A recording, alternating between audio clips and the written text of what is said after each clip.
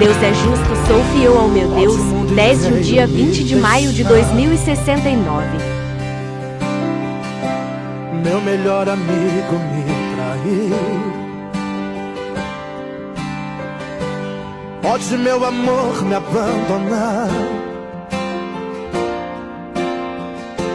pode a esperança me mentir, pode a minha mãe me rejeitar e o meu pai não queira mais me ver. Pode até a sorte me enganar, minha própria vida me esquecer.